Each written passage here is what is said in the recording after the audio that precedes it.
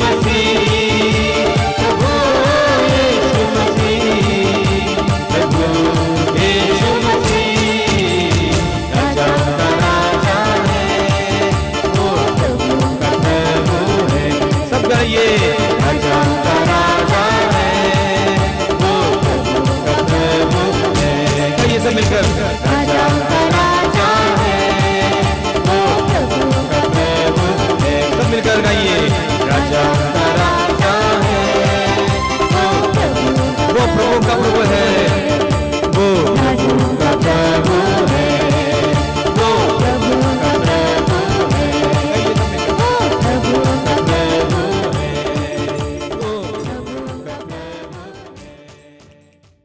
आइए हम प्रार्थना करें। आप जहां कहीं से भी हमारे साथ जुड़ रहे हैं, मैं आपसे अनुरोध करूंगा प्रभु की उपस्थिति अनुभव करना, अपनी सारी व्यस्तताओं को दूर रखना और संपूर्ण हृदय से इस कार्यक्रम में भाग लेने के लिए प्रयास करना। यिर्मयाह नबी के ग्रंथ के अध्याय 29 वाक्य 13 और 14 में प्रभु कहते हैं, यदि तुम संपूर्ण हृदय से मुझे ढूंढोगे तो मुझे पा जाओगे और मैं आकर तुम्हारे भाग्य को पलट दूंगा। हम संपूर्ण हृदय से प्रभु को ढूंढें, हम सारे हृदय से प्रभु की आराधना में ये समय बिताएं। अपनी आंखें बंद कीजिए, अपनी सारी व्यस्तताओं को दूर रखिए। ये आशीष का समय है, प्रभु के अनुग्रह का समय है। स्तोत्रकार कहता है, मैं अपनी आंखें पर्वतों की ओर उठाता हूं। पर्वत यानी प्रभु का सानिध्य, प्रभु की उपस्थिति। हम भी स्तोत्रकार की तरह इस समय बोले, मैं अपनी आंखें पर्वतों की ओर उठाता हूं। मैं अपनी आंखें प्रभु की उपस्थिति की ओर उठाता हूं। क्या वहां से मुझे सहायता मिलेगी? जिसने स्वर्ग और पृथ्वी को बनाया है वही मेरी सहायता करेगा। मेरे प्रिय भाई और बहनों, हमारे प्रभु असंभव को संभव करने वाले प्रभु हैं, चमत्कारी प्रभु हैं, आश्चर्यकारी प्रभु हैं, अद्भुत कार्य करने वाले प्रभु हैं। 5 रोटियों से 5000 से भी ज्यादा लोगों को खिलाने वाले, पानी को अंगूरी में परिवर्तित करने वाले, लाल समुद्र को 2 भागों में विभाजित करने वाले, आसमान से मन्ना बरसाने वाले, एक ऐसे महान और शक्तिशाली प्रभु, उनके सानिध्य में आइए। मैं आप सभी का हार्दिक स्वागत करता हूं इस सत्संग में। प्रभु की उपस्थिति में आइए प्रभु के पवित्र वचनों को सुनने के लिए। जब प्रभु बोलते हैं तो एक एक वचन हमारे जीवन में पूर्ण हो जाता है। यशायाह नबी अध्याय 55 में प्रभु कहते हैं, वाक्य 11 में, मेरे मुख से निकलने वाली वाणी बिना अपने 2 उद्देश्य पूरा किए वापस नहीं लौटती है। जब आप पवित्र वचन को ध्यान पूर्वक सुनते हैं, श्रद्धा पूर्वक सुनते हैं, वो वचन आपके जीवन में पूर्ण हो जाता है। एक एक वाणी को प्रभु की ओर से हम ग्रहण करेंगे। पवित्र वचन कहता है कि प्रभु हम जाएं तो कहां जाएं, तेरे वचनों में अनंत जीवन का संदेश है। ये पेतरुस की वाणी है और पेतरुस ने कहा कि हम जाएं तो कहां जाएं, आपके ही वचनों में अनंत जीवन का संदेश है। मेरे प्रिय भाई और बहनों, प्रार्थनामय ढंग से अपने हृदय और मन को इस समय साधना की, इस सत्संग के लिए तैयार कीजिए। पवित्र आत्मा हमारे जीवन में कार्य करना चाहता है। यह पवित्र आत्मा का युग है, पवित्र आत्मा क्रियाशील है। जो भी पवित्र आत्मा के लिए अपने हृदय के द्वार को खोलता है, उसके जीवन में पवित्र आत्मा कार्य करने लगता है। हम कितने ही बड़े बंधन में क्यों ना हो, कितनी ही बड़ी बुराइयों में क्यों ना हो, हमारे जीवन में कितनी बड़ी समस्याएं क्यों ना हो, पवित्र आत्मा के अधीन होने पर पवित्र आत्मा सब कुछ को अपने अधिकार में ले लेता है और सब कुछ को बदल देता है। हम पवित्र आत्मा का स्वागत करें इस समय। हमारे भाई बहन के साथ मिलकर इस समय पवित्र आत्मा के स्वागत में गीत गाएंगे। अपनी आंखें बंद रखिए, हृदय खोलिए, इनके पीछे पीछे गाते जाइए। पवित्र आत्मा से आविष्ट हो जाइए, पवित्र आत्मा से भर जाइए। पवित्र आत्मा आपके जीवन को बदल देगा, आपकी परिस्थितियों को बदल देगा। पवित्र आत्मा को आने दीजिए। आइए पवित्र आत्मा, प्रार्थना में लीन हो जाइए। इस गीत के साथ दोहराते जाइए। प्रभु हम सबको अपना स्पर्श प्रदान करे।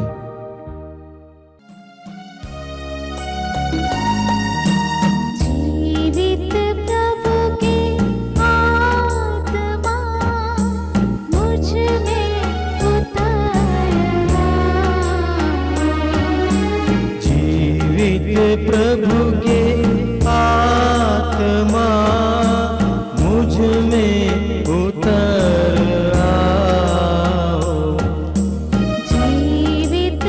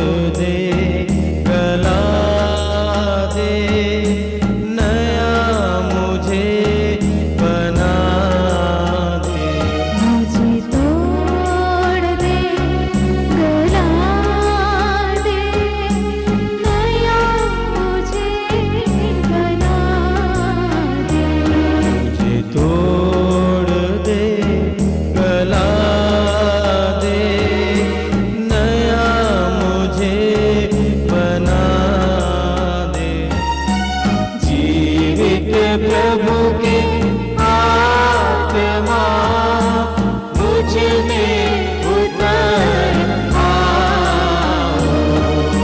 जीवित प्रभु के आत्मा मुझ में उतर आओ। मुझे तोड़ दे, गला दे, अपना मुझे बना दे। मुझे तोड़ दे, गला दे, अपना मुझे बना दे।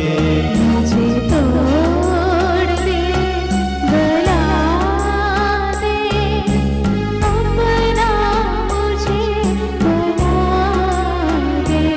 मुझे तोड़ दे, गला दे, नया मुझे बना दे। जीवित प्रभु के आत्मा मुझ में उतर आओ। जीवित प्रभु के आत्मा मुझ में उतर आओ। जीवित प्रभु के आत्मा मुझ में उतर आओ। मुझ में उतर आओ। मुझ में उतर आओ। अपनी आंखें खोलिए। मेरे प्रिय भाई और बहनों, फिर एक बार मैं आप सभी को इस मातृधाम सत्संग में स्वागत करता हूं। मैं पवित्र आत्मा को धन्यवाद देता हूं कि पवित्र आत्मा हमें अगुवाई दे रहा है। मुझे ये कहते हुए बड़ी खुशी है कि पिछले सप्ताह में, एक सप्ताह पहले, मातृधाम आश्रम में आत्माभिषेक साधना हुई थी।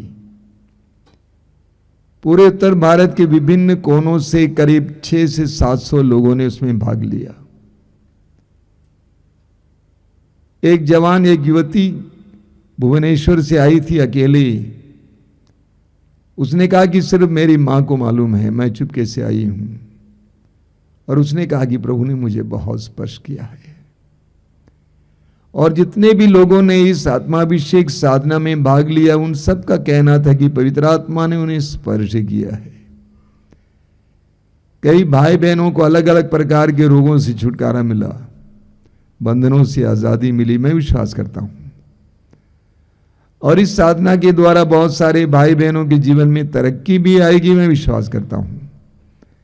प्रभु चाहे तो अगले वर्ष हम लोग 2 साधनाएं रखेंगे, क्योंकि संख्या बहुत बड़ी थी। मैं आपको सूचना देना चाहता हूं कि इसी सप्ताह के आगामी बृहस्पतिवार, शुक्रवार और रविवार को दंपतियों के लिए विशेष साधना है। बृहस्पतिवार को सुबह 9 बजे पहुंचना है और बृहस्पतिवार, शुक्र, शनिवार को दोपहर को 3 बजे तक आपको छुट्टी मिल जाएगी। 3 दिन की साधना, लेकिन बहुत ही गहरी होगी। मैं सभी दंपतियों का स्वागत करता हूं। पारिवारिक जीवन कितना कठिन होता जा रहा है, आप जानते ही हैं। ऐसे में प्रभु अपने पवित्र उपस्थिति और पवित्र वचनों के द्वारा हमें मदद करने को तैयार हैं, तो ऐसी साधनाओं को छोड़ना नहीं चाहिए। आइए और प्रभु की आशीष प्राप्त कीजिए। बहुत सारे भाई बहनों ने हमें संदेश भेजा है अनुग्रहों के बारे में, आशीष के बारे में, चंगाई के बारे में। अलग अलग प्रकार के रोगों से चंगाई मिल रही है, लेकिन लोग अपना नाम नहीं लिखते हैं कभी कभी, इसीलिए मैं नाम लेकर आपके सामने बोल नहीं पाता हूं। मैं जानता हूं कि इन सारे कार्यक्रमों के जरिए आप लोगों के जीवन में प्रभु की बहुत सारी आशीषें आ रही है। मैं प्रभु को धन्यवाद देता हूं। मेरे प्रिय भाई और बहनों, हम सभी विश्वासी लोग प्रार्थना करने वाले हैं। हम प्रभु से बहुत सारी बातें, बहुत सारी चीजें मांगते रहते हैं, लेकिन एक वास्तविकता को शायद हम लोग भूल जाते हैं कि प्रभु ने हमें कितने कितने वरदान दिए हैं, और विशेष करके प्रभु ने हमें जीवन का वरदान दिया है। जीवन कितना अनमोल वरदान है, इसका कोई अंदाज नहीं है। हमारा एक एक श्वास कितना अनमोल है। मुझे पहले सांस लेने में तकलीफ हुआ करती थी, बहुत पीड़ा होती थी, सांस रुक जाती थी, और फिर एक बार सांस लेने के लिए मुझे कठोर परिश्रम करना पड़ता था। एक सांस के लिए मुझे कितनी पीड़ा उठानी पड़ती थी। देखने वाले अवाक रह जाते थे, डर जाते थे। यूं तो कहूंगा मैं कई बार मृत्यु को देख चुका हूं, इसीलिए मुझे मालूम है एक एक सांस का क्या महत्व होता है। उत्पत्ति ग्रंथ के अध्याय 2 उसके वाक्य 7 में पढ़ते हैं कि ईश्वर ने मनुष्य को मिट्टी से गढ़ा। ईश्वर ने मनुष्य को मिट्टी से गढ़ा और उसके नथनों में अपने प्राण वायु फूंक दिया। उसके नथनों में अपने प्राण वायु फूंक दिया। जानते हैं आज भी ईश्वर वही कर रहा है, हमारे नथनों में प्राण वायु फूंक रहा है। कोरोना काल में लोग ऑक्सीजन के लिए यहां वहां बेचैनी के साथ दौड़ते थे। ईश्वर प्रतिपल हमारे नाक में, हमारे नथनों में प्राण वायु फूंक रहा है। जिस दिन वो फूंकना बंद करेगा अब मिट्टी हो जाएंगे। जिस दिन वह फूंकना बंद करेगा अब मिट्टी हो जाएंगे। वो मशहूर गीत कितना अर्थपूर्ण है। कैसे चुकाऊं इन सांसों का मोल रे, कैसे चुकाऊं इन सांसों का मोल रे, जन्म देने वाले इतना तो बोल रे। बहुत सुंदर गीत है। कैसे चुकाऊं ओ कैसे चुकाऊं, कैसे चुकाऊं इन सांसों का मोल रे, जन्म देने वाले इतना तो बोल रे, जन्म देने वाले इतना तो बोल रे। कैसे चुकाऊं इन सांसों का मोल रे, जन्म देने वाले इतना तो बोल रे। स्तोत्र 49 में हम पढ़ते हैं, बाइबल के स्तोत्र 49 वाक्य 9 में लिखा हुआ है, प्राणों का मूल्य इतना ऊंचा है कि किसी के पास पर्याप्त धन नहीं है। प्राणों का मूल्य इतना ऊंचा है कि किसी के पास पर्याप्त धन नहीं है। कई साल पहले मैंने एक वीडियो फिल्म देखी। पूरी कहानी मुझे याद नहीं है, लेकिन कुछ कुछ कहानी याद है। एक जवान लड़का है, चोरी करता था, बदमाशी करता था, और पुलिस उसके पीछे पड़ी थी।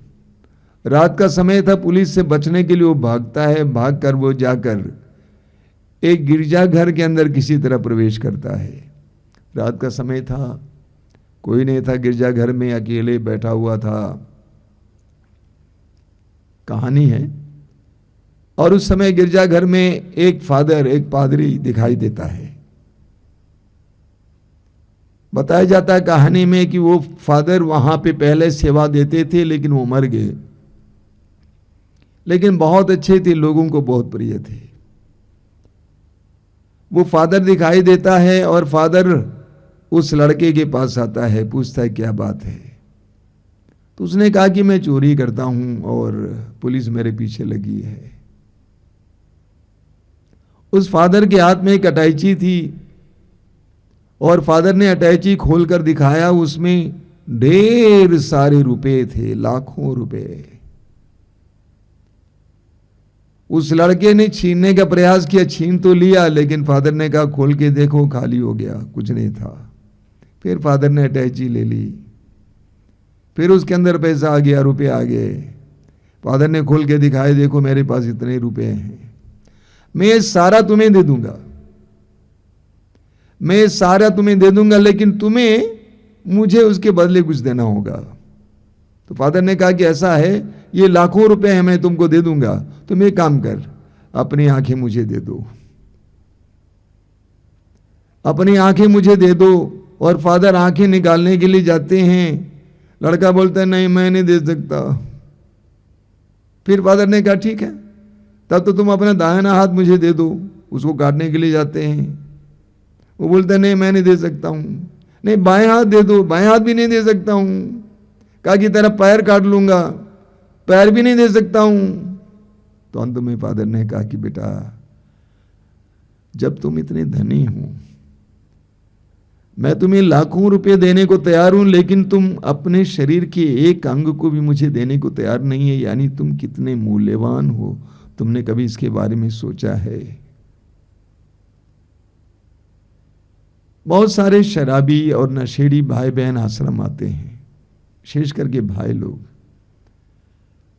मैं उनसे यही कहता हूं कि आपको प्रभु को धन्यवाद देना चाहिए कि प्रभु ने आपको एक अच्छा शरीर दिया है, प्रभु ने आपको अंधा नहीं बनाया है, आंखें हैं, कान है, बहरे नहीं हो, गूंगे नहीं हो, चल फिर सकते हो, काम कर सकते हो। इसको क्यों बर्बाद करते हो? इसको क्यों बर्बाद करते हो? मत्ती के सुसमाचार के अध्याय 16 वाक्य 22 में प्रभु कहते हैं, जीवन के बदले मनुष्य दे ही क्या सकता है? जीवन के बदले मनुष्य दे ही क्या सकता है? आज इस संसार में लाखों दंपति एक संतान के लिए रो रहे हैं। जीवन कितना बड़ा मूल्यवान दान है ईश्वर की ओर से, लेकिन बहुत सारे लोग इस सत्य को भूल जाते हैं और इस प्रकार जीवन जीते हैं मानो कि ये जीवन उनका कमाया हुआ है या उनका खरीदा हुआ है। कुछ लोग अंधाधुंध जीवन जीते हैं, अंधाधुंध जीवन, अशांति में जीवन जीते हैं, विनाशकारी कार्य करते हैं, विध्वंसक कार्य करते हैं, कुछ भी करने को तैयार हो जाते हैं, लड़ते हैं, लड़ाते हैं, झगड़ा करते हैं, मारते हैं, अत्याचार करते हैं, मरने को तैयार होते हैं,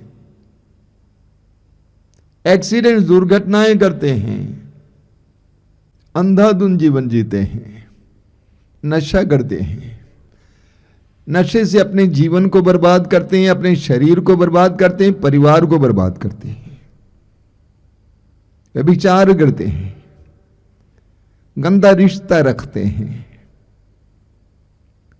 वे भूल जाते हैं कि जीवन कितना मूल्यवान है, जीवन कितना मूल्यवान है। कुरिन्थियों के पहले पत्र के अध्याय 3 वाक्य 16 और 17 में संत पौलुस कहते हैं कि आप नहीं जानते हैं कि आप ईश्वर के मंदिर हैं। क्या आप नहीं जानते हैं कि आप ईश्वर का मंदिर है? यानी संत पौलुस कहते हैं कि आप भूल गए कि आप ईश्वर के मंदिर हैं और ईश्वर का आत्मा आप में निवास करता है। जो ईश्वर के मंदिर को नष्ट करेगा उसे ईश्वर नष्ट करेगा। पौलुस कहते हैं कि आप नहीं जानते कि आप ईश्वर के मंदिर हैं, ईश्वर का आत्मा आप में निवास करता है। इंसान भूल जाता है, अंधाधुंध जीवन जीता है। कुरिन्थियों के पहले पत्र के अध्याय 6 वाक्य 19 और 20 में पौलुस कहते हैं कि आप नहीं जानते हैं कि आपका शरीर ईश्वर का मंदिर है। ये जो शरीर आपका है काला गोरा सुंदर कैसा भी शरीर हूं, ये शरीर ईश्वर का मंदिर है और ईश्वर का आत्मा इसमें निवास करता है। और ये ईश्वर ये शरीर आपको दिया गया है। पौलुस कहते हैं कि आपने कमाया नहीं है, आपने खरीदा नहीं है, बल्कि ये दिया गया है कि आप नहीं जानते हैं। स्तोत्रकार को सुनिए, स्तोत्र 139 में, स्तोत्र 139 उसके वाक्य 13, 15 और 16 में क्या लिखा हुआ है। स्तोत्रकार कहता है, तूने मेरे शरीर की सृष्टि की।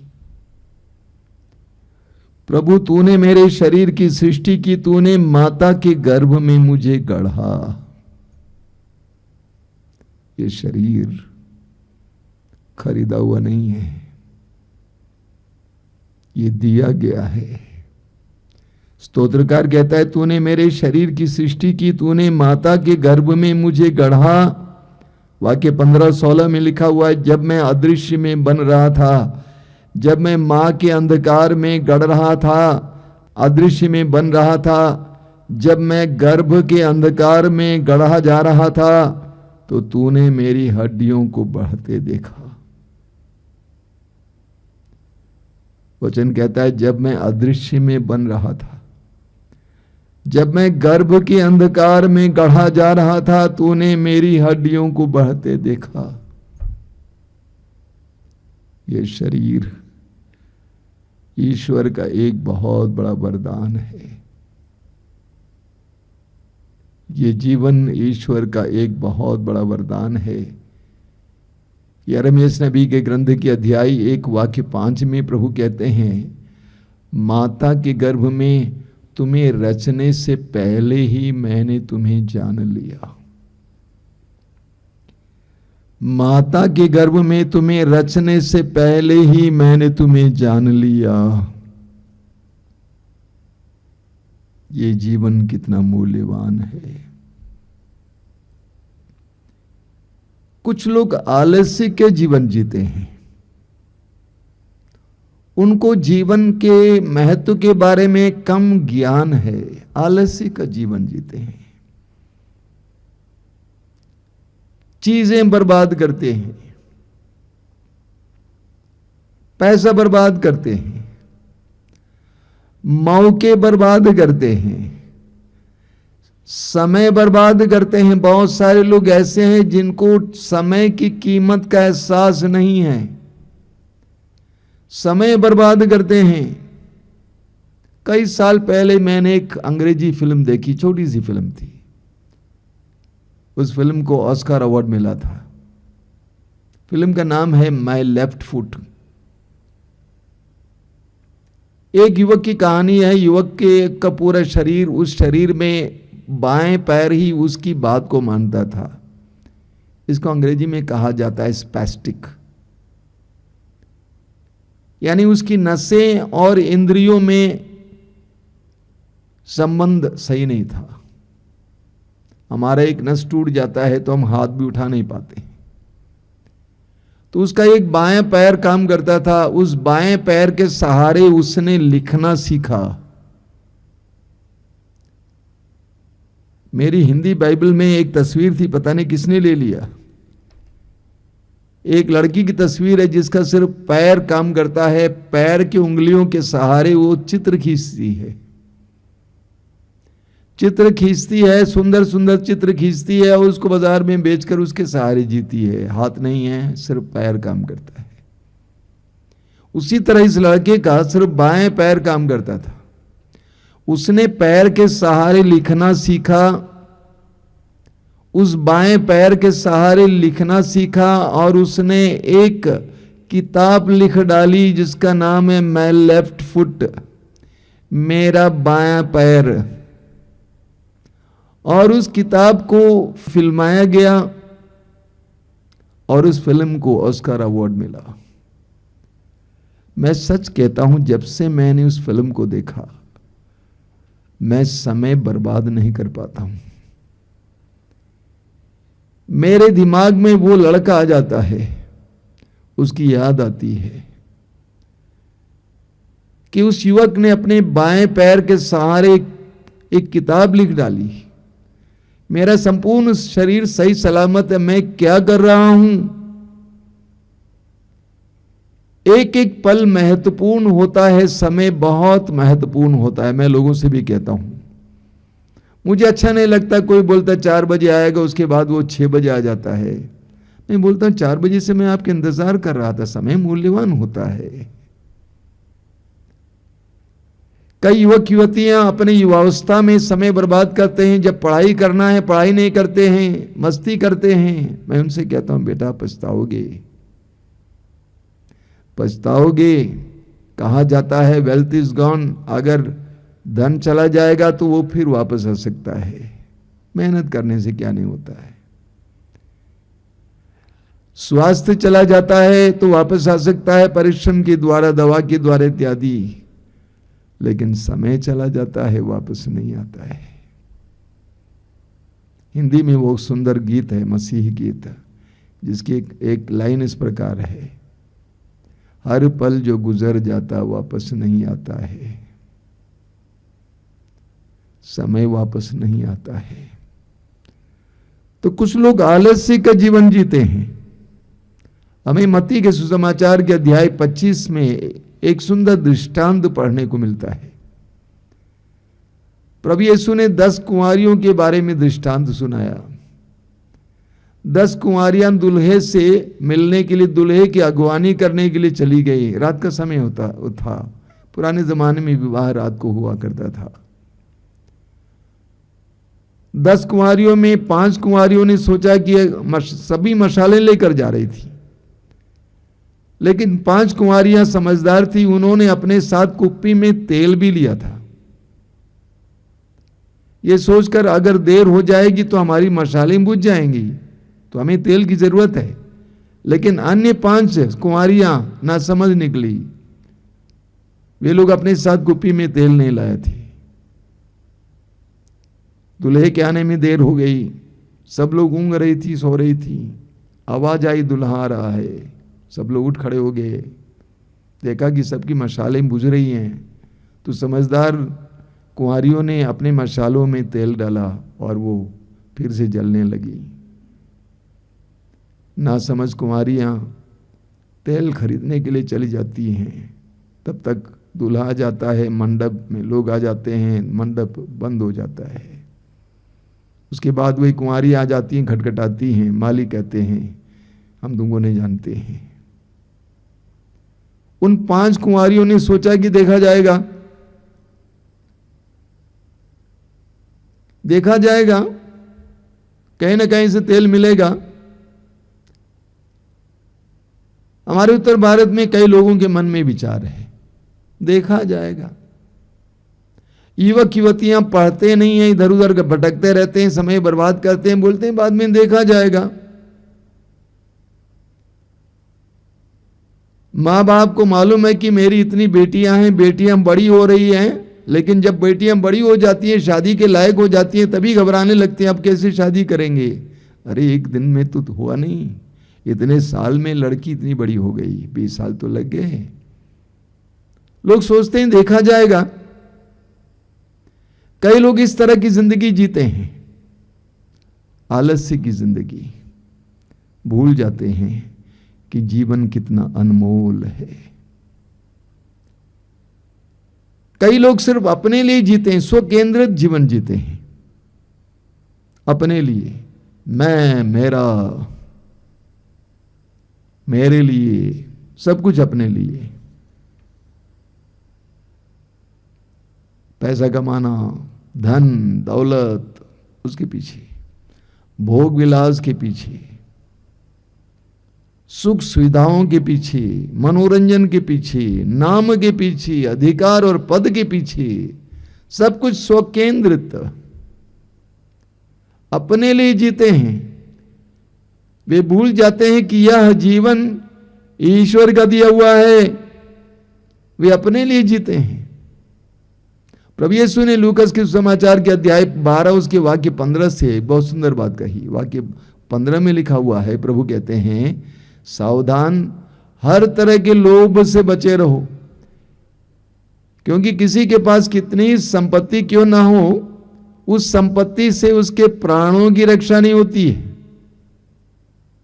और उसके बाद प्रभु यीशु एक बहुत सुंदर दृष्टांत सुनाते हैं, मूर्ख धनी का दृष्टांत। उस जमाने में धनियों का मतलब क्या था? धनी कौन थे? जिसके पास जमीन थी, नौकर चाकर थे, जानवर थे। तो एक धनी इंसान था, उसके खेत में इतने अनाज हुए, उसने सोचा कि मैं कहां रखूं, अपने भंडार को तोड़वा दूंगा, उसको बड़ा बना दूंगा और अनाज को इकट्ठा करूंगा, कहूंगा कई वर्षों के लिए मेरे पास अनाज है, ऐश करो। उसी रात को उस दृष्टांत में बताया गया है, प्रभु कहते हैं उसी रात को ईश्वर उसके पास जाता है और कहता है आज ही रात को तेरे प्राण तुझसे लिए जाएं तो ये सारी संपत्ति किसकी हो जाएगी? हम भूल जाते हैं जीवन अनमोल है, जीवन ईश्वर के द्वारा दिया गया है। प्रभु यीशु ने हमें अपने लिए जीने को नहीं सिखाया है, बल्कि प्रभु यीशु ने हमें दूसरों के लिए जीने को सिखाया है। उनका संपूर्ण जीवन दूसरों के लिए था, निस्वार्थ जीवन। और क्रूस पर से जो संदेश हमें मिलता है वो संदेश दूसरों के लिए जीने के लिए है। प्रभु यीशु ने अपने जीवन के द्वारा हमें सिखाया है कि जीना हो तो ऐसे जियो। और प्रभु यीशु ने जीवन को बढ़ावा दिया। प्रभु यीशु ने अपने जीवन में जीवन को बढ़ावा दिया, लोगों को आगे बढ़ाया, समाज के तिरस्कृत लोगों को, कोढ़ियों को जो समाज से अलग किए गए थे, वेश्याओं को, नाकेदारों को, चुंगी लेने वालों को, जिनको यहूदी पापी मानते थे, ऐसे लोगों को प्रभु ने बढ़ावा दिया। ही प्रमोटेड लाइफ। इसायाह नबी के ग्रंथ के अध्याय 42 में प्रभु के बारे में एक सुंदर भविष्यवाणी है। इसायाह नबी अध्याय 42 उसके वाक्य 3 में कि प्रभु कैसे थे, कितने नरम थे, कितने दयालु थे, कितने लोगों को आगे बढ़ाते थे। वचन में लिखा हुआ ये ना तो कुचला हुआ सरकंडा ही तोड़ेगा और ना धुआंती हुई बत्ती बुझाएगा। ये प्रभु के बारे में एक सुंदर भविष्यवाणी है। ये ना तो कुचला हुआ सरकंडा ही तोड़ेगा और ना धुआंती हुई बत्ती बुझाएगा। प्रभु ने लोगों में जीवन का बढ़ावा दिया। हमें भी अपने जीवन को बढ़ाना है, यानी अपने जीवन को प्रमोट करना है, अपने आप को बर्बाद नहीं करना है। ये जीवन मूल्यवान है, कीमती है, एक एक पल कीमती है। कितने बच्चे माताओं के गर्भ में मर गए, बाल्यावस्था में मर गए, युवावस्था में मर गए। आज आप और मैं जीवित हैं तो हमें इसके लिए प्रभु को धन्यवाद देना चाहिए और इसलिए इस जीवन को बढ़ावा देने लायक जीवन जीना चाहिए। नबी योना के ग्रंथ में एक बहुत सुंदर बात हमें पढ़ने को मिलती है। ईश्वर ने योना को निनवे नगर भेजा। ईश्वर निनवे नगर को नष्ट करना चाहता था क्योंकि वो पाप से भर गया था।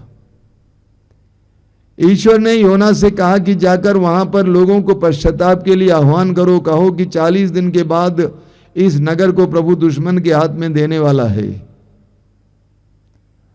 और अंत में योना ने यही किया। योना ने चारों ओर घूम घूम कर लोगों को बताया कि 40 दिन के बाद ईश्वर इस नगर को नष्ट करने वाला है। और ऐसा कहने के बाद योना जाकर एक जगह पे बैठ जाता है, अपने लिए एक छोटा सा मचान बनाकर उसके नीचे बैठ जाता है। प्रभु ने एक कुंदरू की लता को वहां पे बढ़ने दिया और कुंदरू की लता बढ़ गई और चारों ओर फैल गई।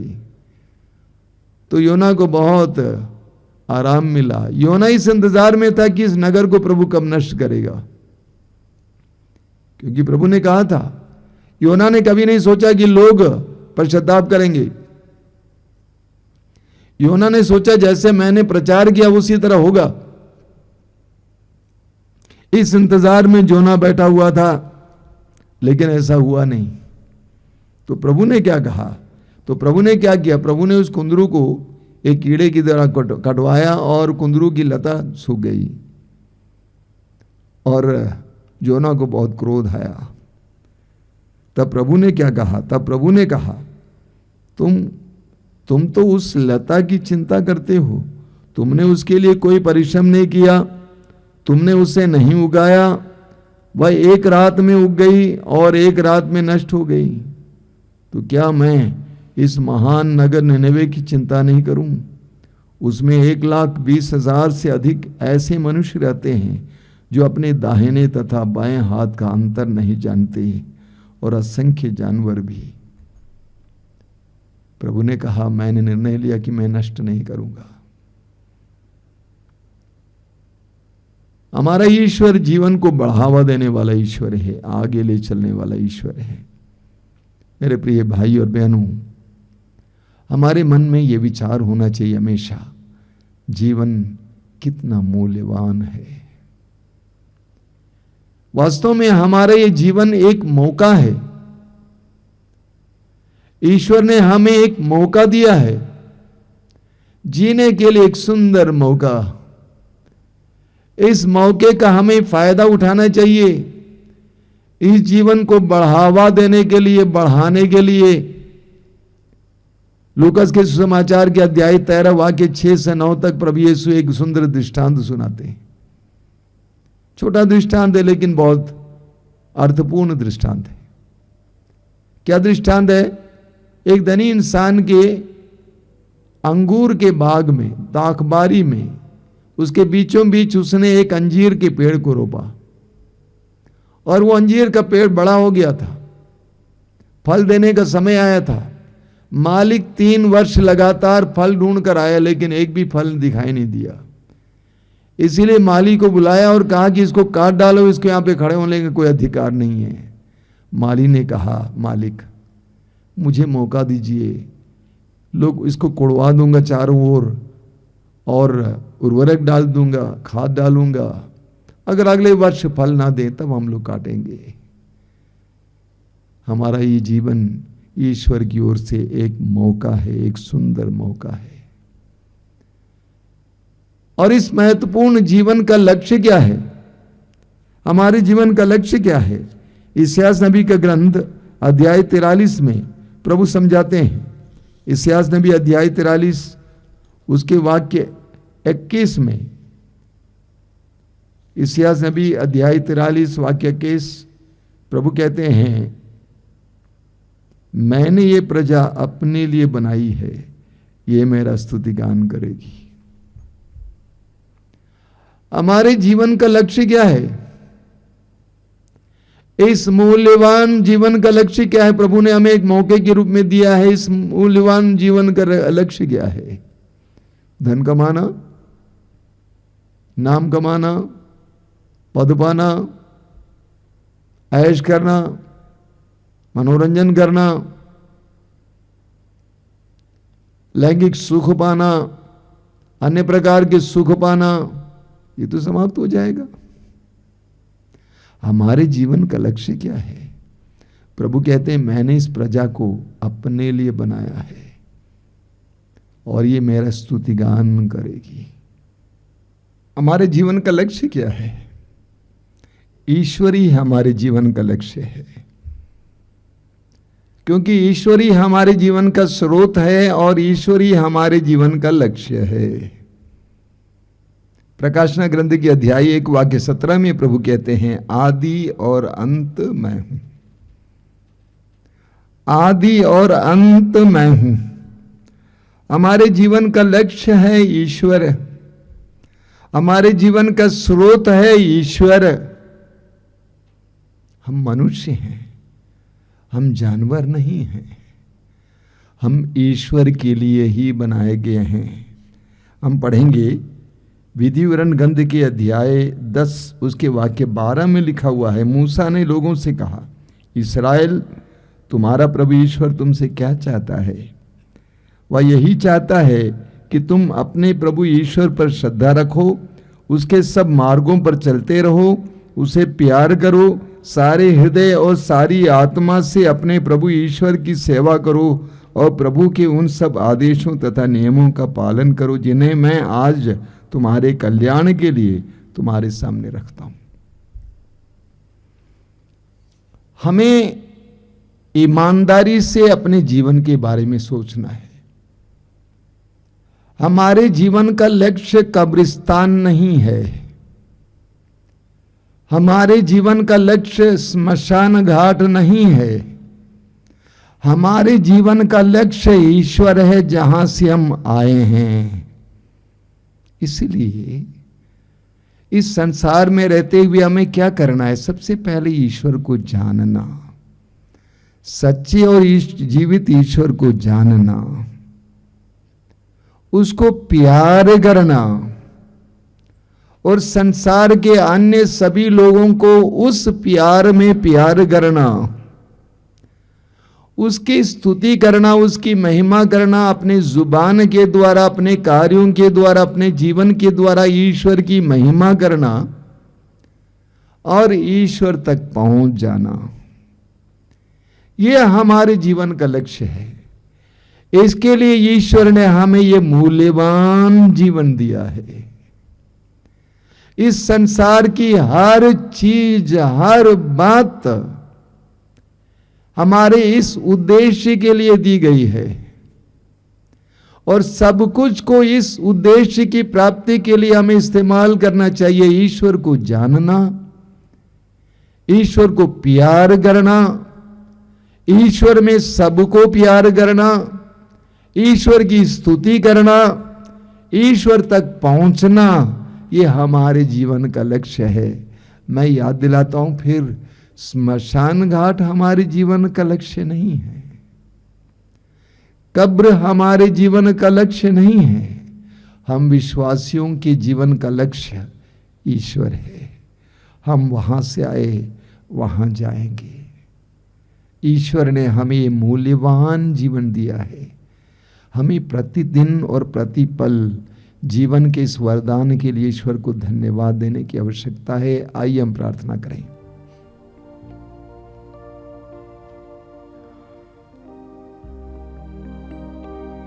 धन्यवाद प्रभु,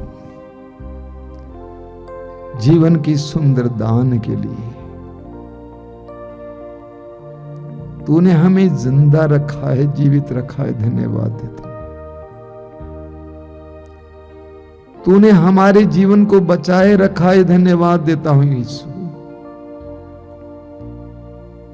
धन्यवाद देते हैं इस संसार के एक एक प्राणी के लिए जिसको तूने हमारे जीवन को बढ़ावा देने के लिए दिया है। उन सारे मौकों के लिए धन्यवाद देता हूं जब तूने हमारे जीवन को बर्बाद होने से बचाया है। उन सारे क्षणों के लिए हम तुझे धन्यवाद देते हैं जब तूने हमें मौत के मुंह से बचाया है।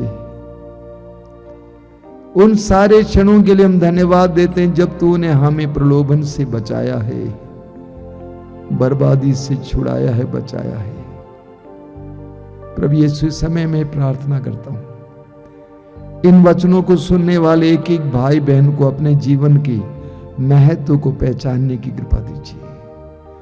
जीवन कितना मूल्यवान है, उसके लिए प्रतिपल तुझे धन्यवाद देने दीजिए, धन्यवाद देने की कृपा दीजिए। इस जीवन के लक्ष्य की प्राप्ति के लिए हर एक की मदद करना यीशु। तूने अपने जीवन के अंतिम पलों में अपने पिता को पुकार कर कहा कि हे पिता, मैं अपनी आत्मा को तेरे हाथों में सौंप देता हूं। उसी तरह हमें भी जीवन के अंतिम पलों में कहने के लिए कृपा देना। हमारी प्रार्थना को ग्रहण कर, आमीन।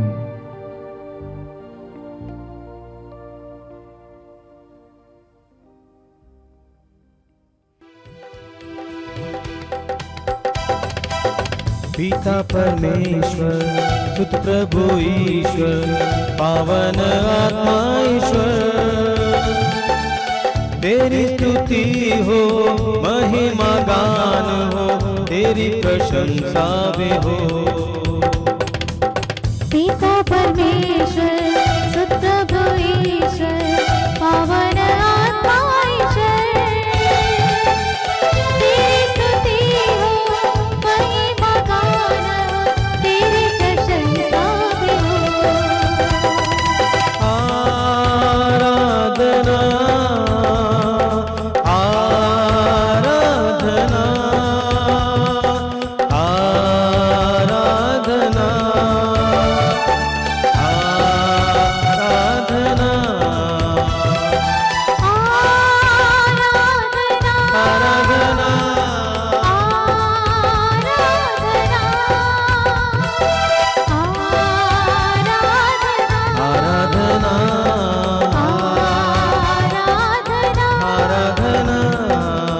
पिता परमेश्वर जीवन दाता तू मेरी चट्टान है, तू मेरा बल है, तू मेरी ढाल है, जीने का आधार है।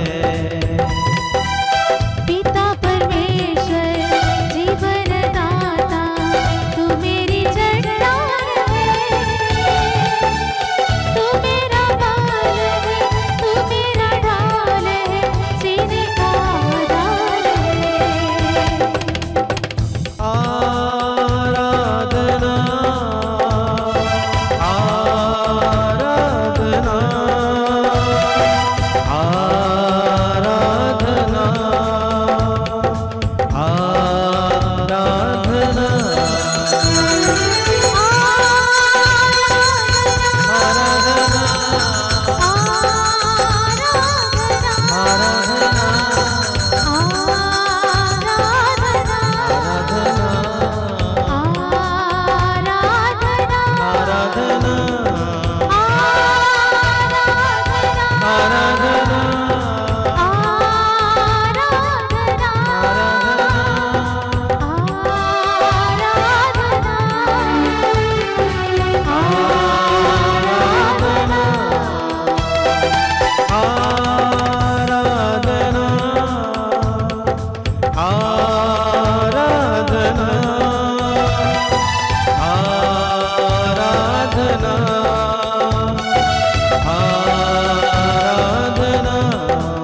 प्रभु यीशु मुक्ति प्रदाता तू मेरा संगीत है,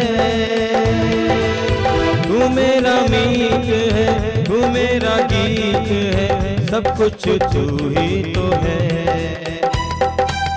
हे प्रभु ईश्वर मुक्ति प्रदाता तू मेरा संगीत है, तू मेरा मीत है, तू मेरा गीत है, सब कुछ तू ही तू है। आराधना आराधना आराधना आराधना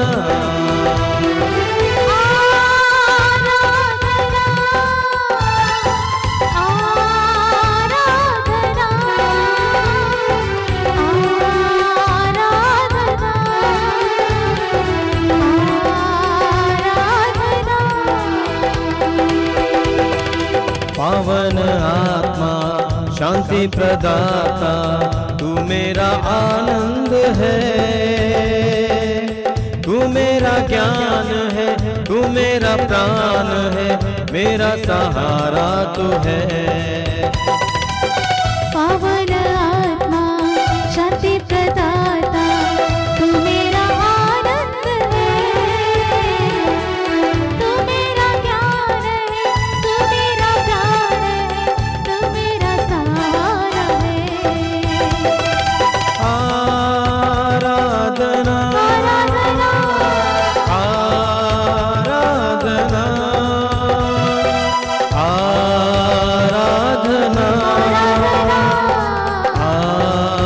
आराधना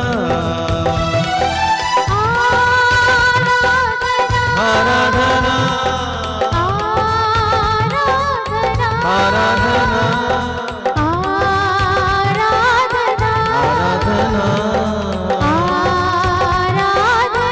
आराधना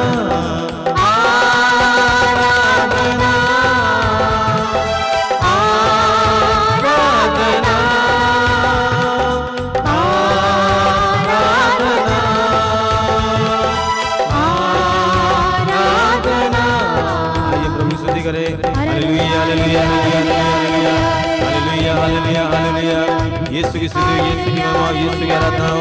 सभी लोग प्रभु की स्तुति करें ऊंची आवाज में hallelujah hallelujah hallelujah hallelujah hallelujah hallelujah hallelujah hallelujah Yeshu Yeshu Yeshu Yeshu Yeshu Yeshu Yeshu Yeshu Yeshu की महिमा यीशु की स्तुति यीशु की आराधना हो। यीशु की जय जयकार हो। Hallelujah hallelujah hallelujah hallelujah hallelujah hallelujah hallelujah hallelujah hallelujah hallelujah hallelujah hallelujah hallelujah. परम पवित्र संस्कार में विराजमान ईश्वर के पुत्र, संसार के लिए अपने आप को अर्पित करने वाले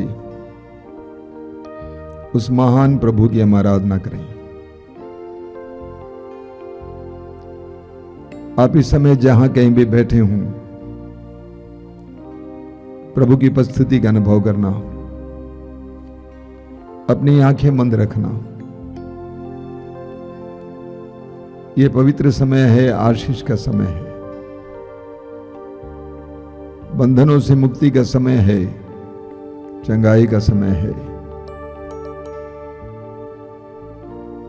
प्रभु यीशु ने कहा, जो मेरे पास आता है मैं उसे कभी नहीं ठुकराऊंगा। यह हमारे लिए प्रभु की ओर से प्रतिज्ञा है, गारंटी है। प्रभु की इस पवित्र वाणी पर विश्वास करते हुए इस समय प्रभु के पास आइए। प्रभु यीशु ने कहा, आकाश और पृथ्वी टल जाए तो टल जाए, लेकिन मेरी वाणी नहीं टलेगी। यीशु की वाणी नहीं टलती है।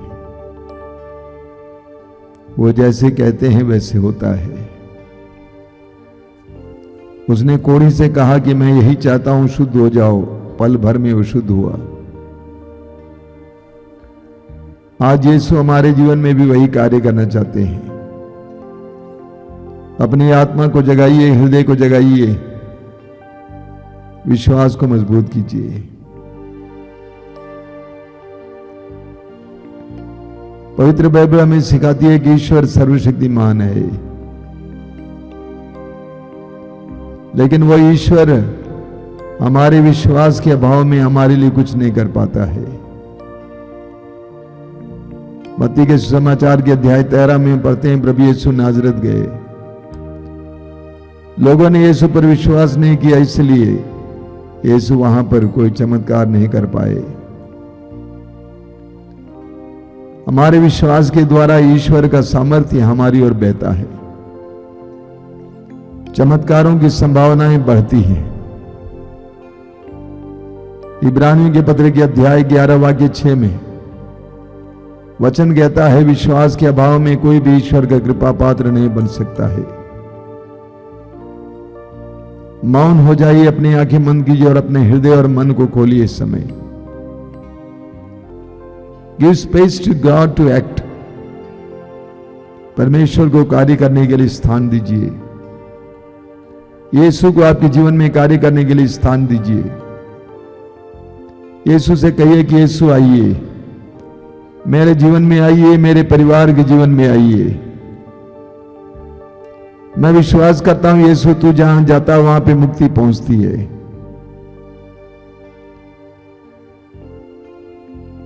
तो बेथनिया में उसमें गांव में गए, उस घर में गए, मार्था और मरियम के घर पे गए और वहां पर लाजरू जिंदा हुआ।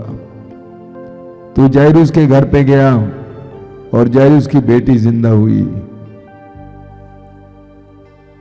ये होता है यीशु, में विश्वास करता हूं। प्रभु यीशु, मैं इस समय के लिए धन्यवाद देता हूं और मेरे भाई बहनों को तेरे हाथों में समर्पित करता हूं, जो इस समय प्रार्थना में हमारे साथ जुड़े हुए हैं। प्रभु इस समय उनके विश्वास को जगाइए, उनके अंदर स्थैर्य, तुझ पर भरोसा रखने की शक्ति दीजिए। परिस्थितियां टूटने पर, कमजोर होने पर, उनका विश्वास टूटने पर वे भटकने लगते हैं। प्रभु यीशु, उनको इस समय विश्वास का वरदान दीजिए।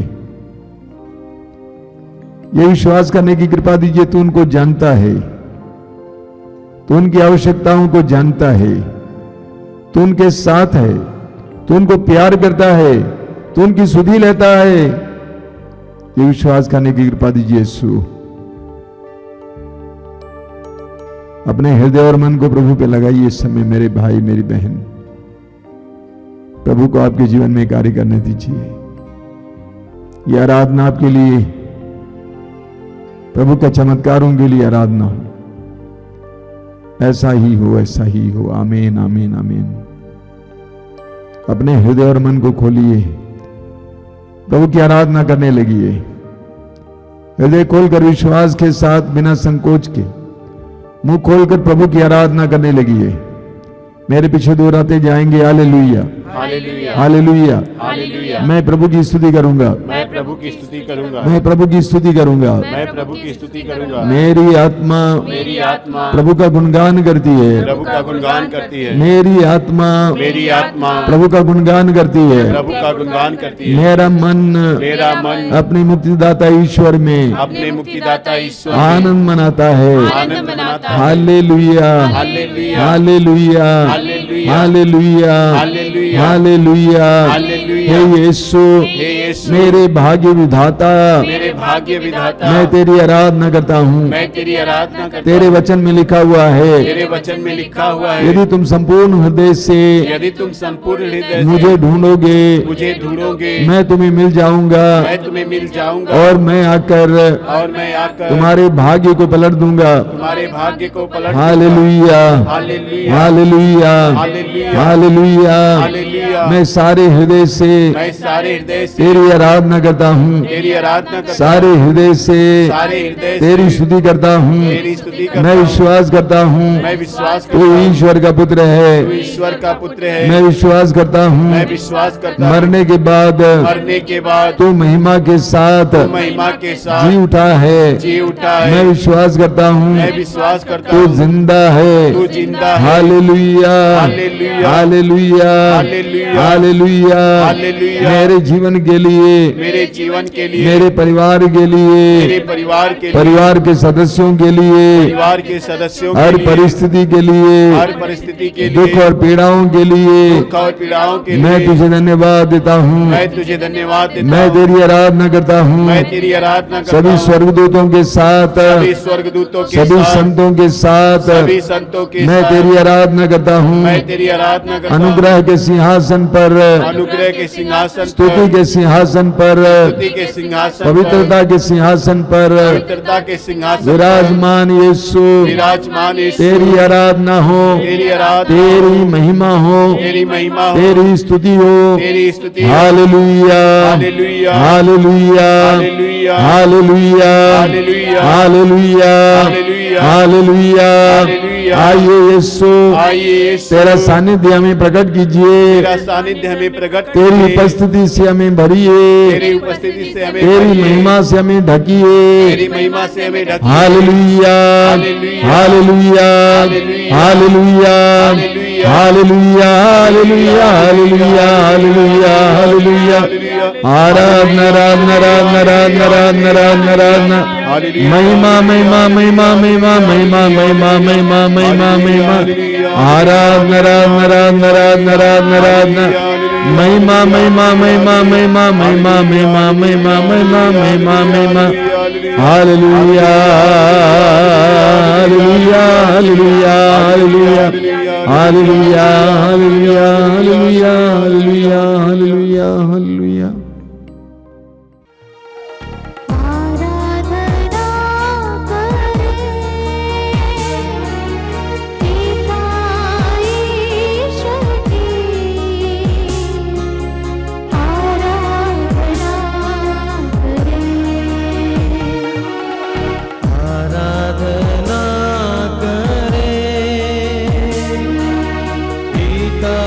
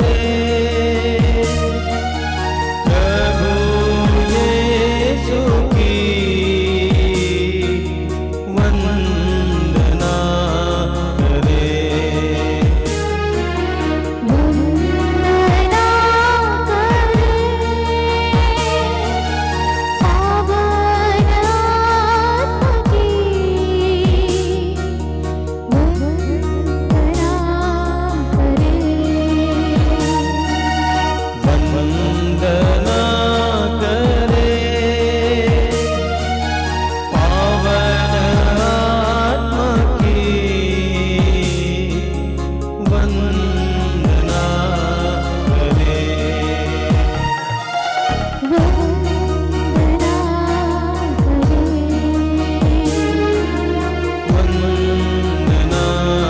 करे,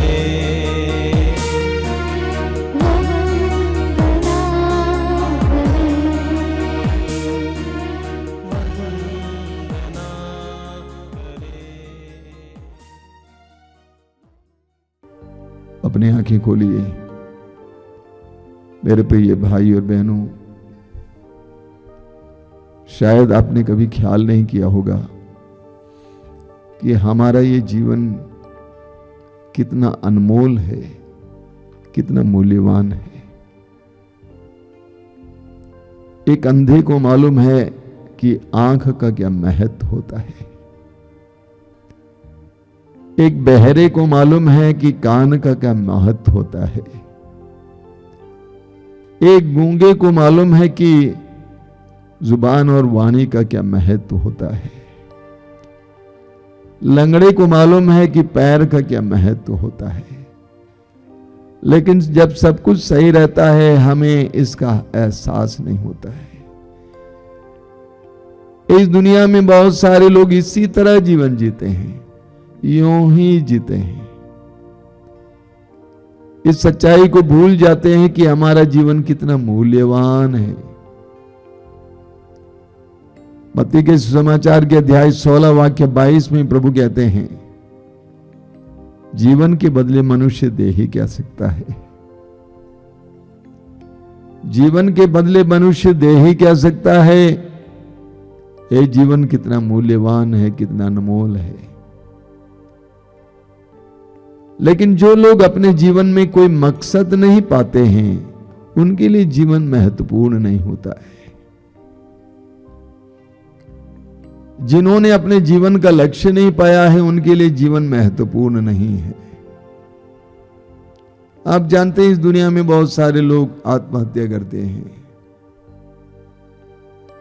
और उससे भी ज्यादा लोग आत्महत्या की जिंदगी जीते हैं। जो नशे में अपने शरीर और अपने जीवन को बर्बाद करते हैं वे आत्महत्या ही तो करते हैं। जो बहुत ज्यादा खा पी कर अपने शरीर को बीमार कर देते हैं वे आत्महत्या ही करते हैं। वे लोग दूसरों में ईश्वर को नहीं देख पाते हैं, दूसरों को मारते हैं और अपने आप को भी मारते हैं, वे आत्महत्या ही तो करते हैं।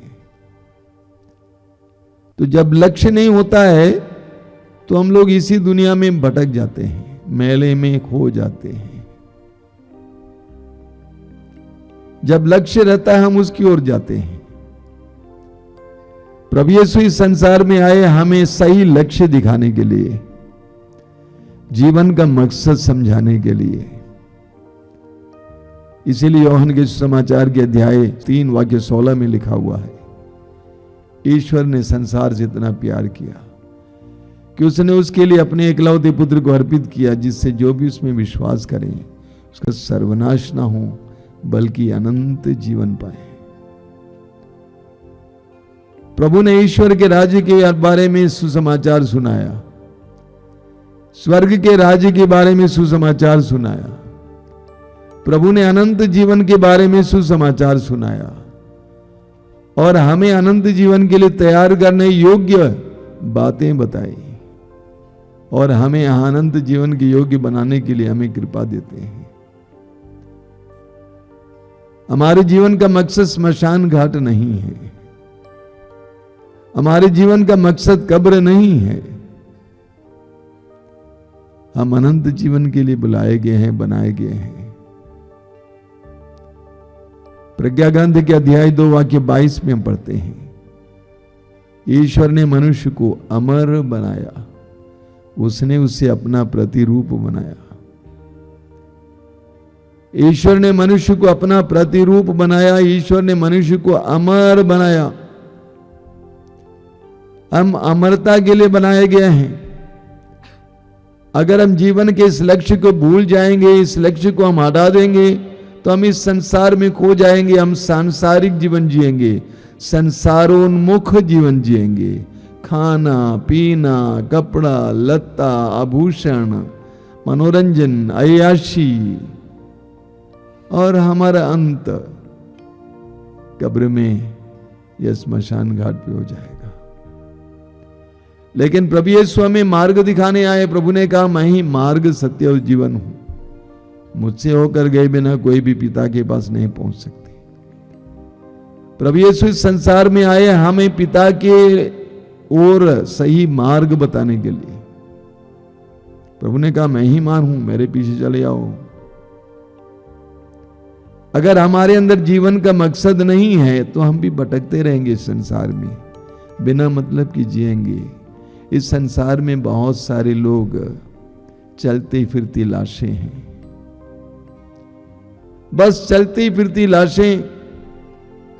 कुछ लोग उस मृत्यु के इंतजार में बस तब तक जी रहे हैं। मेरे एक मित्र थे वर्षों पहले, बूढ़े आदमी थे, वो बोला करते थे, मित्र जी नहीं रहा हूं, जीवन बिता रहा हूं। जी नहीं रहा हूं, जीवन बिता रहा हूं, सांस नहीं लेता हूं, आहें भर रहा हूं। इस दुनिया में कितने लोग इस तरह जीवन जीते हैं, क्योंकि उनके जीवन का एक मकसद नहीं है। प्रभु यीशु ने हमें सिखाया कि हम अनंत जीवन के लिए बनाए गए हैं। जब जीवन में एक मकसद मिलेगा तो हमारा जीवन मूल्यवान होगा, हमारा जीवन मूल्यवान होगा, और हम ये जानेंगे कि दूसरों का जीवन भी मूल्यवान है। हम उनका सम्मान करेंगे, हम उनको प्यार करेंगे, हम उनके जीवन को बढ़ावा देंगे, हम अपने जीवन को बढ़ावा देंगे। अगर जीवन में मकसद नहीं होता है तो हम लोग मरेंगे। कुछ लोग आत्महत्या करते हैं, कुछ लोग इस तरह के जीवन जीते हैं जैसा कि आत्महत्या हो। प्रभु ने हमारे लिए मार्ग खोल दिया, हम प्रभु को धन्यवाद दें। हमें प्रतिदिन प्रभु को धन्यवाद देना चाहिए अपने जीवन के लिए। इस जीवन से जुड़ी हुई एक एक बात के लिए धन्यवाद देना चाहिए। माँ बाप के लिए धन्यवाद देना चाहिए, घर के लिए धन्यवाद देना चाहिए, परिवार के लिए धन्यवाद देना चाहिए, भाई बहनों के लिए धन्यवाद देना चाहिए, स्कूल के लिए, स्कूल के टीचर के लिए धन्यवाद देना चाहिए, बुद्धि के लिए, आंखों के लिए, सब कुछ के लिए धन्यवाद देना चाहिए। वास्तव में हम प्रभु को धन्यवाद देते जाएंगे तो समय कम पड़ जाएगा। आगे मन कीजिए और इस समय प्रभु से ये कृपा प्राप्त कीजिए कि प्रभु आपको अपने जीवन का लक्ष्य बतावे। आपका जीवन कितना मूल्यवान है, कितना अनमोल है। वचन में लिखा हुआ है, स्तोत्र 49 वाक्य 9 में, जीवन का मूल्य, प्राणों का मूल्य इतना ऊंचा है कि किसी के पास पर्याप्त धन नहीं है। प्राण खरीदने के लिए मनुष्य के पास धन नहीं है, जीवन खरीदने के लिए मनुष्य के पास धन नहीं है। यह जीवन ईश्वर से आया और ईश्वर ही इसका लक्ष्य है, अंत है। अपने आप को समर्पित कीजिए प्रभु के हाथ में। जीवन के वरदान के लिए प्रभु को धन्यवाद दीजिए। हे यीशु धन्यवाद, क्योंकि तूने हमें जीवन का मार्ग बताया। तो इस संसार में आकर हमारे जीवन में प्रकाश डाला ताकि हम अनंत जीवन के योग्य जीवन जी सके। प्रभु यीशु समय आशीर्वाद दीजिए। एक एक भाई बहन जो इस आराधना में भाग ले रहा है, ले रही है, आशीर्वाद दीजिए। जीवन का महत्व समझने की कृपा दीजिए। जीवन को हल्के से न लेने की कृपा दीजिए। आलस्य में जीवन बर्बाद ना करने के लिए कृपा दीजिए। अंधाधुंध जीवन ना जीने के लिए कृपा दीजिए। सिर्फ अपने लिए जीने के ना जीकर बल्कि लोगों के लिए जीने के लिए कृपा दीजिए। क्रूस पर से तूने ये संदेश दिया, जीना हो तो ऐसा, जीना हो तो ऐसे, तूने करके दिखाया। प्रभु यीशु तेरा अनुकरण करने के लिए कृपा दीजिए। धन्यवाद दीजिए भाई और बहनों, जीवन के वरदान के लिए धन्यवाद दीजिए। स्तुति कीजिए भाई और बहनों। Hallelujah hallelujah hallelujah hallelujah hallelujah hallelujah hallelujah hallelujah hallelujah hallelujah hallelujah hallelujah hallelujah hallelujah hallelujah hallelujah. हमें समय हमारे बीच में जो रोगी हैं उनके लिए प्रार्थना करेंगे। रोग एक दुखपूर्ण अवस्था है। रोग में इंसान टूट जाता है, उसका विश्वास टूट जाता है। मैं अनुरोध करूंगा जितने भी भाई बहन इस समय इस कार्यक्रम में हमारे साथ जुड़े हैं, जो रोगी हैं, यह विश्वास करना कि यीशु ने कहा है अपने शिष्यों से, रोगियों को चंगा करो।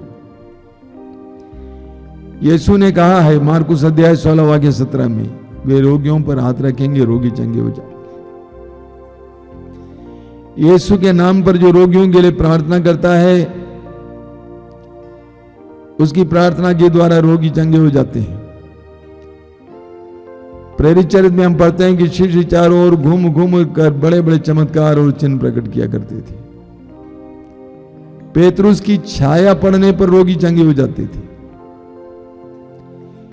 पौलुस के रुमाल को छूकर रोगी चंगे हो जाते थे। यीशु ने हमें सामर्थ्य दिया है। अपने रोग को प्रभु के हाथ में दीजिए। इस समय प्रभु से अपने दिल में कहिए कि प्रभु मैं विश्वास करता हूं कि तू मुझे चंगा कर सकता है। मैं विश्वास करता हूं कि तू मुझे चंगा कर सकता है। मैं विश्वास करता हूं कि तू मुझे चंगा कर सकता है। और इस समय अपने रोग को प्रभु के हाथ में समर्पित करते हुए ऊंची आवाज में प्रभु की स्तुति और आराधना करते जाएंगे। Hallelujah hallelujah hallelujah hallelujah hallelujah hallelujah hallelujah hallelujah hallelujah. चंगाई चंगाई चंगाई चंगाई चंगाई चंगाई चंगाई चंगाई चंगाई चंगाई चंगाई चंगाई healing healing healing healing healing healing healing चंगाई चंगाई चंगाई चंगाई चंगाई चंगाई चंगाई चंगाई चंगाई hallelujah hallelujah hallelujah hallelujah hallelujah hallelujah hallelujah hallelujah hallelujah hallelujah hallelujah hallelujah hallelujah hallelujah hallelujah. एक बुजुर्ग भाई जो बहुत दूर हैं, खाट पर पड़े हुए हैं, उठकर बैठ नहीं पाते थे, इस समय उठकर बैठे हुए हैं और 3-4 दिन के अंदर वो चलने फिरने लगेंगे। हम प्रभु को धन्यवाद देंगे। धन्यवाद यीशु, तेरी स्तुति, तेरी महिमा, तेरी आराधना। कई बहनों को अंदरूनी रोगों से प्रभु इस समय चंगाई दे रहे हैं। दांत का रोग और अन्य प्रकार के रोग से, अंदरूनी रोगों से प्रभु यीशु इस समय चंगाई दे रहे हैं। प्रभु हम तुझे धन्यवाद देते हैं। तेरी स्तुति, तेरी महिमा। प्रभु ने इस कार्यक्रम के द्वारा बहुत सारे भाई बहनों को विश्वास का वरदान दिया है। वे बराबर इस कार्यक्रम में भाग लेते हैं और उनको विश्वास का वरदान मिला है और उनके जीवन में कोई खुशी नहीं थी, कोई उमंग नहीं थी, उनको उमंग मिली है। प्रभु को धन्यवाद देंगे इसके लिए। धन्यवाद यीशु। कुछ बहनें जो पानी में काम नहीं कर पाती हैं, पानी लगने से, हाथ में लगने से चमड़ा छीलने लगता है, ऐसी बहनों को प्रभु यीशु समय चंगाई दे रहे हैं। कुछ बहनें जो पानी में काम नहीं कर पाती हैं, पानी लगने से हाथ का जो चमड़ा है छीलने लगता है, ऐसी बहनों को प्रभु चंगाई दे रहे हैं। इन सारी चंगाइयों को ग्रहण करना, इसको ग्रहण करना, प्रभु आपको चंगा कर रहे हैं। धन्यवाद यीशु, तेरी स्तुति, तेरी आराधना, तेरी महिमा।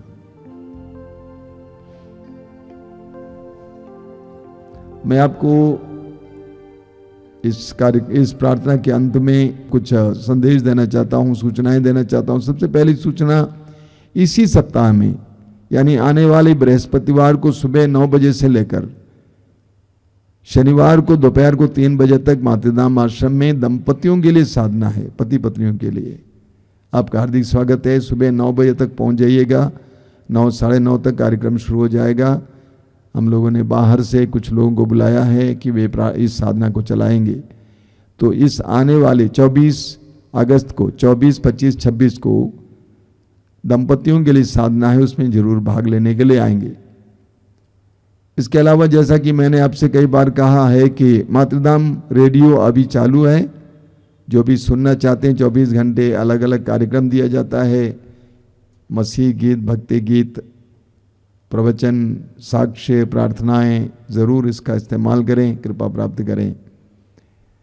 मातृधाम से प्रकाशित पत्रिका प्रभु ने कहा अभी फेसबुक में आपको मिलेगा, मातृधाम अकाउंट में आप फेसबुक में इसको पढ़ सकते हैं, ज़रूर पढ़ेंगे।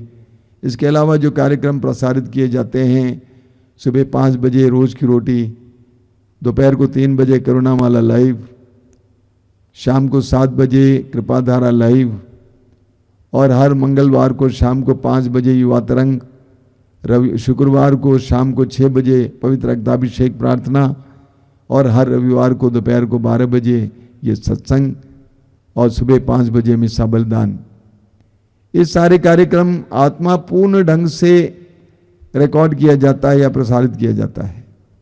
प्रार्थना में आप सभी इसमें भाग लेंगे और इससे कृपाएं प्राप्त करेंगे और इसका प्रसार भी करेंगे, लोगों को बताएंगे इसके बारे में, ताकि उनको भी प्रभु की कृपा प्राप्त हो। आइए हम लोग इस समय प्रभु की आशीष पाएंगे। जब आशीष के लिए परम प्रसाद उठाया जाएगा, जो लोग तेल और पानी लाए हैं अपने हाथ में उठा के पकड़ेंगे, प्रभु से प्रार्थना करेंगे कि प्रभु इसे शुद्ध और पवित्र कीजिए, अपना सामर्थ्य इसके अंदर उंडेल दीजिए, ताकि जो भी इसको ग्रहण करें, धारण करें, उन्हें चंगाई मिले, बंधनों से आज़ादी मिले और दुष्ट आत्माओं से छुटकारा मिले। आइए हम आशीष पाएंगे।